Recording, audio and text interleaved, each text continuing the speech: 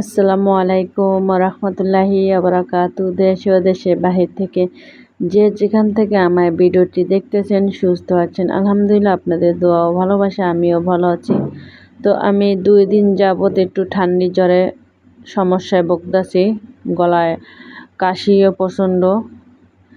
তো এই ভিডিওটা করছিলাম মানে আরও অসুস্থ হওয়ার আগে করছিলাম, কিন্তু আমি 2 দিন ধরে যাবত লং ভিডিও ছাড়ি না, জাস্ট শর্ট ভিডিওগুলো ছাড়ি। তো মাশাআল্লাহ কত সুন্দর জাম গাছে ফুল ফুটেছে। আর এটা হচ্ছে কিন্তু বড় জাম না, এগুলোর বলে ছোট জাম, আমাদের এদিকে বলে পেঁচু জাম বলে এগুলোর। এই যে বাড়ির পাশে একটা খাল আছে, এই খালের ভিতরে একটা বিশাল বড় এক গুলশাপ দেখছি। তো এই জায়গায় নাইতে নামতে তো এখন ভয় লাগে, কোন সময় কামড় না দেয় পাশে। ওরে বাবা, এটা কি? এটা কুমির।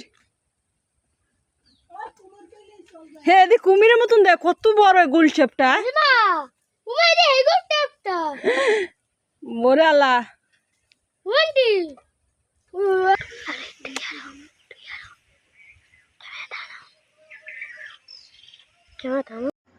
তো দেখেন গ্রামের মেয়েরা কিভাবে গাছ থেকে খেজুর পাড়ে।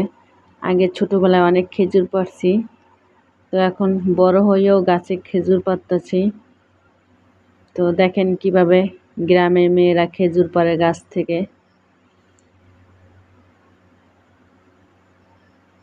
তো এটা লাঠির মাথা দিয়ে মানে পাকা পাকা খেজুরগুলো পাড়তাছি। এই যে এগুলো কিন্তু সব পাকা, কাঁচা না, সবই পাকা খেজুর। এই যে গাছ থেকে আমি খেজুর পাড়তাছি।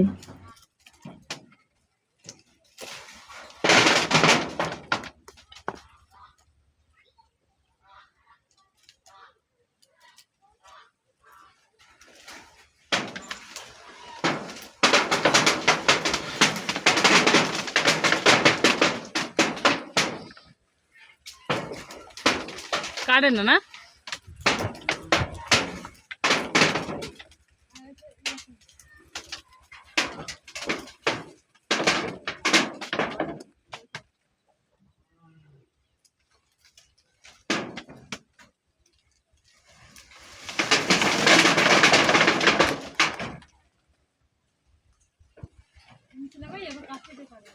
খেজুর গাছটা অনেক বড়, বাঁশ হয়ে দিয়ে আরো 2 কেন তারপরে নামাইলে চালের হলে। পরে উঠে তারপরে লাঠির মাথায় কাছি বাঁধে পাততেছিলাম, তারপরেও কাটা যায় না। তারপরে টাইনে ধরে নামাইয়ে তারপরে হাত দিয়ে কাটতেছি।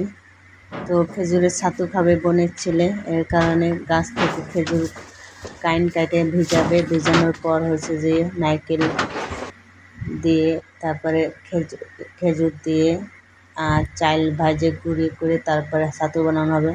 আর এইগুলো হচ্ছে গাছ পাকা খেজুর, আর এগুলো হচ্ছে কাঁচা, এগুলো পানিতে ভিজানো হবে।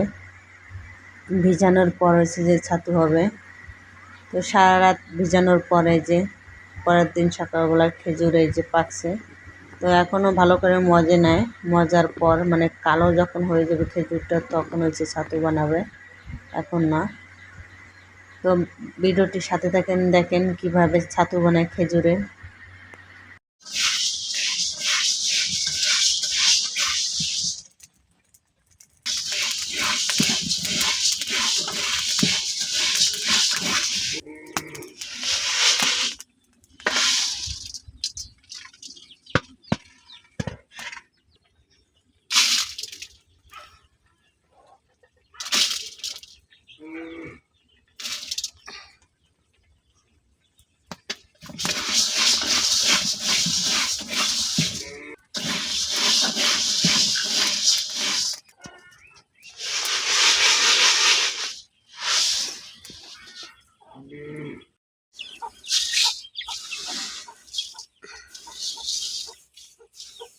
এত মেলা হবে কি ভাই? হ্যাঁ, তো এই যে খেজুরগুলো কালো হয়ে গেছে, এখন এই যে চাল ভাজে বাটে তারপরে মানে চালটা ব্লেন্ডারে গুঁড়ি করছিল, করার পর হচ্ছে যে এখন এই খেজুরের সাথে চালটা মিশাচ্ছে। মিশানোর পর হচ্ছে খেজুরের আঠিগুলো একটা একটা করে বাছবে।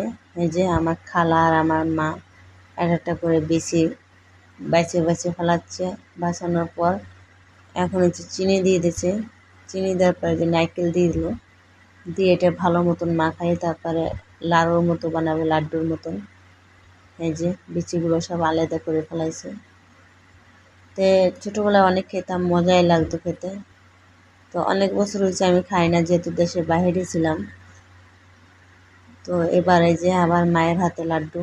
তো সবাই ভালো থাকেন, আল্লাহ হাফেজ।